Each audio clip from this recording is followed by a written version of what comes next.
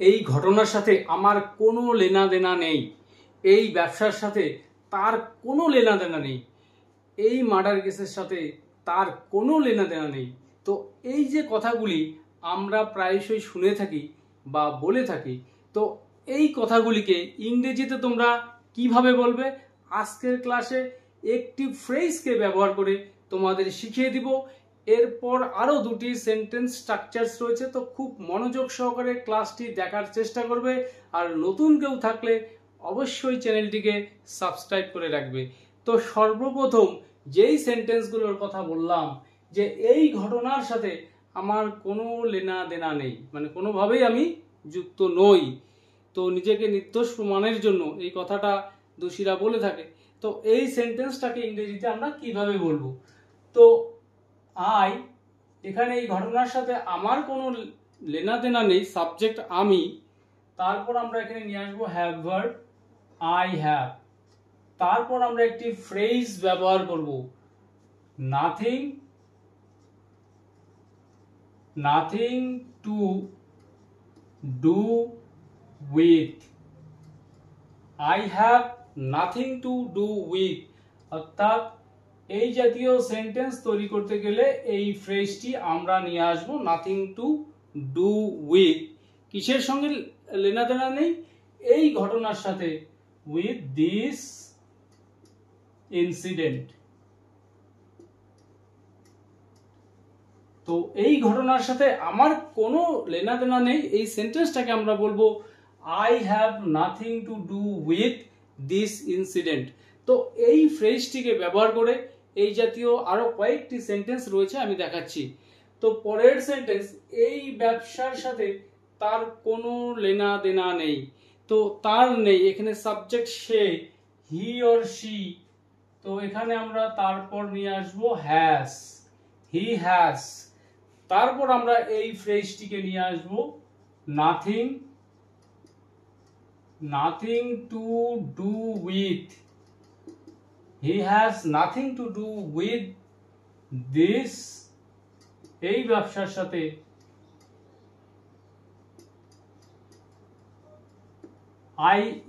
He has nothing to do with this business, তার এই ব্যবসার সাথে কোনো লেনা দেনা নেই।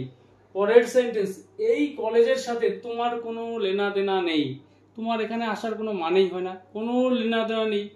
তো এই সেন্টেন্সটাকে আমরা বলবো ইউ হ্যাভ।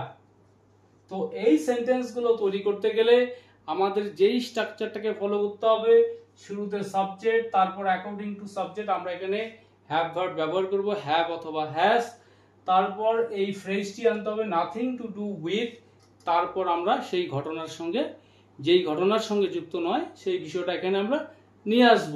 তো you have nothing to do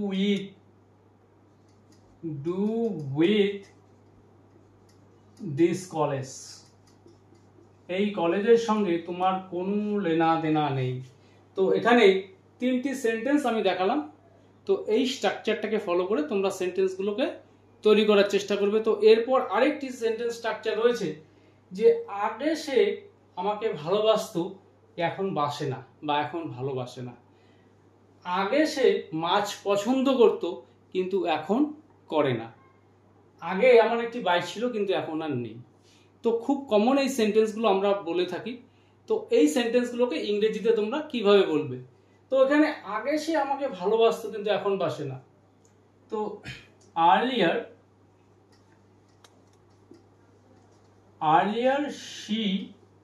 সে ভালোবাসতো, she would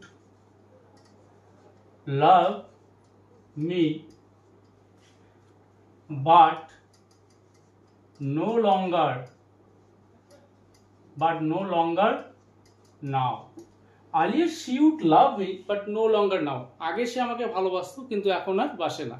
তো এই সেন্টেন্স তৈরি করতে গেলে শুরুতে আমরা নিয়ে আসবো আর্লিয়ার, তারপর সাবজেক্ট, তারপর সেটা অভ্যাসগত যদি অতীতের বিষয় হয়ে থাকে সেক্ষেত্রে উড বা ইউজ টু আমরা নিয়ে আসবো, তারপর ভার্বের main form but no longer. তো এই নো লঙ্গার কথার অর্থই হচ্ছে আর না, বাট নো লঙ্গার নাও, শেষে এই অংশটা নিয়ে আসবো।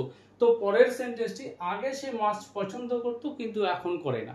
তো এই স্ট্রাকচার অনুসারে সেন্টেন্সটি তৈরি করব। আর্লিয়ার হি অর শি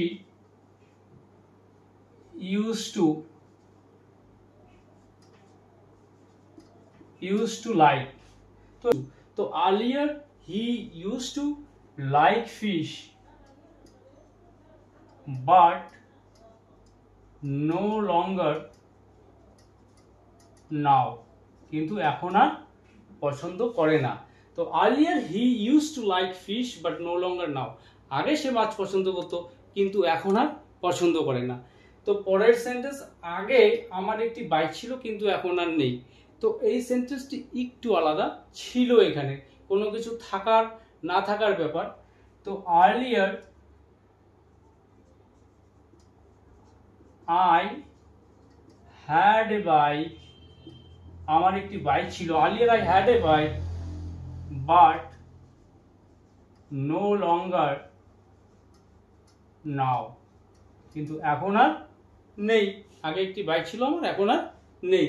তাহলে এই স্ট্রাকচারের মধ্য দিয়েও তিনটি সেন্টেন্স দেখালাম। যতটা বেশি সম্ভব সেন্টেন্স তোমরা বলার চেষ্টা করবে, সেটাই তোমাদের জন্য হেল্পফুল হবে। তো এরপর লাস্ট আরেকটি সেন্টেন্স স্ট্রাকচার রয়েছে। তুমি কি আমাকে খামখেয়ালি মনে করো? যে আপনি কি আমাকে বাচ্চা মনে করেন? আপনি কি তাকে পাগল মনে করেন? তো এই কথাগুলোকে আমরা ইংরেজিতে কিভাবে বলবো?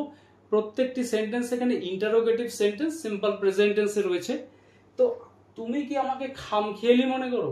তো এই সেন্টেন্সটাকে আমরা বলবো do you consider me to be moody? Do you consider me to be moody, তুমি কি আমাকে খামখেয়ালি মনে করো? পরের সেন্টেন্স, আপনি কি আমাকে বাচ্চা মনে করেন? তো এই স্ট্রাকচার অনুসারে ডু ইউ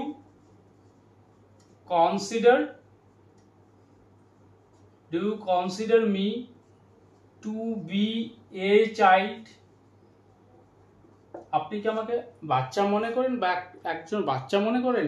তো এখানে সেন্টেন্সটির মধ্যে শেষে রয়েছে নাউন চাইল্ড। তো এক্ষেত্রে আমরা আর্টিকেল এ ব্যবহার করতে পারবো, বাট আগের যে সেন্টেন্সটি সেখানে অ্যাডজেক্টিভ রয়েছে, তো তার আগে এখানে আমরা আর্টিকেল এ বা অ্যান ব্যবহার করব না, করলে পরে তারপর আরেকটি নাউন নিয়ে আসতে হবে। তো আপনি কি আমাকে বাচ্চা মনে করেন, এই সেন্টেন্সটিকে আমরা বলবো do you consider me to be a child. তাহলে আজকের ক্লাসে তিনটি সেন্টেন্স স্ট্রাকচার দেখালাম। এই সেন্টেন্স স্ট্রাকচারগুলি নিয়ে কোনো রকম প্রশ্ন থাকলে, কোথাও কোনো অসুবিধা হলে তোমরা অবশ্যই কমেন্ট করে জানাবে।